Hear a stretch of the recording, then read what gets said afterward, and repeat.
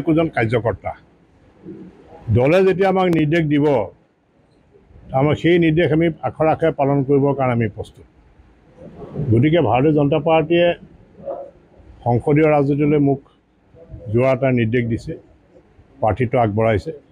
গতিকে মই ভাৰতীয় জনতা পাৰ্টিৰ কেন্দ্ৰীয় নেতৃবৃন্দ, ৰাজ্যিক নেতৃবৃন্দ, লগতে আমাৰ যশস্বী প্ৰধানমন্ত্ৰী নৰেন্দ্ৰ মোদী ডাঙৰীয়াক, ৰাষ্ট্ৰীয় সভাপতি জে পি নাড্ডা ডাঙৰীয়া, গৃহমন্ত্ৰী অমিত শ্বাহ ডাঙৰীয়া, অসমৰ মুখ্যমন্ত্ৰী ডক্টৰ হিমন্ত বিশ্ব শৰ্মা ডাঙৰীয়া আৰু ৰাজ্যিক সভাপতি ভৱেশ কলিতা ডাঙৰীয়া প্ৰমুখ্যে দলৰ সকলো কাৰ্যকৰ্তাক মই কৃতজ্ঞতা জ্ঞাপন কৰিছোঁ আৰু মই শ্ৰদ্ধা জ্ঞাপন কৰিছোঁ।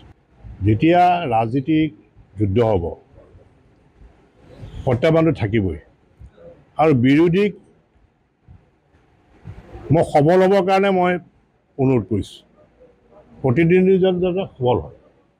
যদি প্ৰতিদ্বন্দ্বী যদি সবল নহয় তে যুদ্ধ কৰি কিবা লাভ আছে জানো?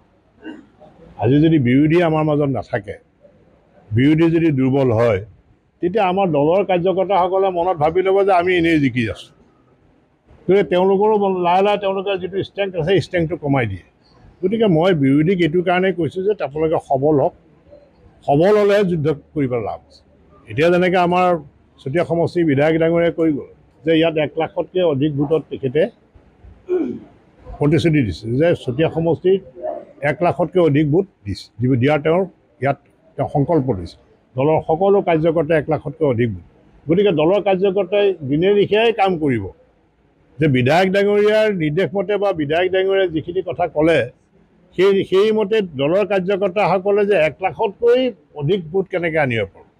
গতিকে বিৰোধীক আমি শক্তিশালী বুলি ভাবিয়ে আমি কাম কৰিব লাগে। ইয়াত আমি ডেভেলপমেণ্টৰ বাহিৰে আমি বেলেগ একো চিন্তা কৰিব নোৱাৰোঁ। এতিয়া আপোনালোকে দেখিছে যে এই চৰকাৰখনে যে চকীঘাটৰ ব্ৰিজৰ পৰা আৰম্ভ কৰি যিটো 4 লেনৰ যিটো ৰাস্তা হ'ল, যে চকীঘাটৰ ব্ৰিজৰ এটা দীৰ্ঘদিনীয়া দাবী আছে। এইটো আমাৰ বিশেষকৈ এই উত্তৰ পাৰৰ ৰাইজৰ এটা দীৰ্ঘদিনীয়া দাবী আছে যে চকীঘাটৰ ব্ৰিজ হ'ব লাগে।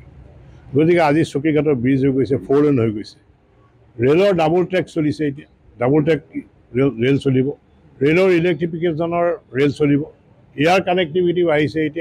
এতিয়া আমি দিল্লীলৈ যাবৰ কাৰণে আগতে আমি গুৱাহাটীলৈ যাব লাগে, এতিয়া আমি হোলেঙি এয়াৰপৰ্টত আমি গৈ পেলাই খুব কম ডিষ্টেঞ্চত আমি দিল্লী যাব পাৰোঁ।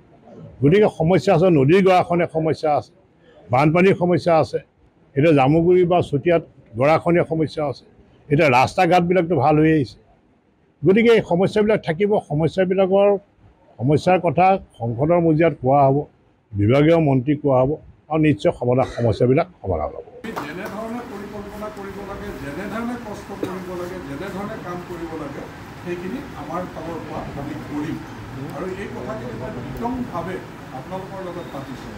হয়, আমি কংগ্ৰেছ দলক আণ্ডাৰ এষ্টিমেট নকৰোঁ যে আমাৰ মাজতো শত্ৰু আছে, সেইখিনিও আমি কেনেধৰণে দৃষ্টি ৰাখিম, কেনেধৰণে ভোট সোমাবলৈ কোনোবাই চেষ্টা কৰিলে আমি কেনেধৰণে আমাৰ নেটৱৰ্কত আমি সেইখিনি দৃষ্টি ৰাখি আমি প্ৰয়োজনীয় ব্যৱস্থা গ্ৰহণ কৰিম যে আমি অন্ততঃ আমাৰ সমষ্টিটোত আমি লাখৰ ওপৰত ভোট দিবৰ কাৰণে যেনেধৰণে কষ্ট, যেনেধৰণে কাম, যেনেধৰণে পৰিকল্পনা কৰিব লাগে আমি সকলো কৰিম।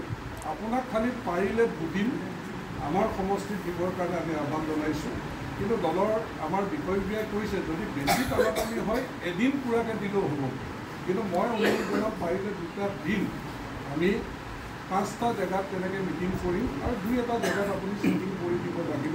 সেইমতে আমি আচলতে পৰিকল্পনাটো কৰিছোঁ।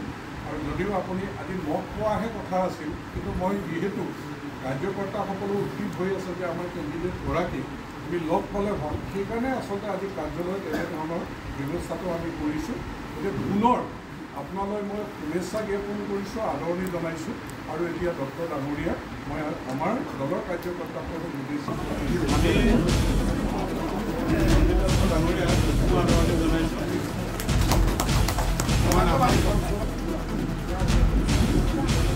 আৰু নদুৱাৰৰ আমাৰ উৎপল হয়, আৰু এটা উত্তৰ মই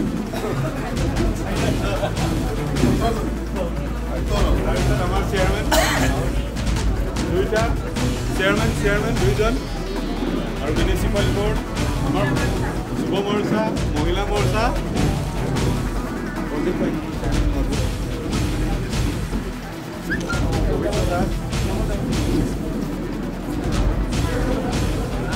মহিলা মৰ্চা, যুৱ মৰ্চা ভাস্কৰ,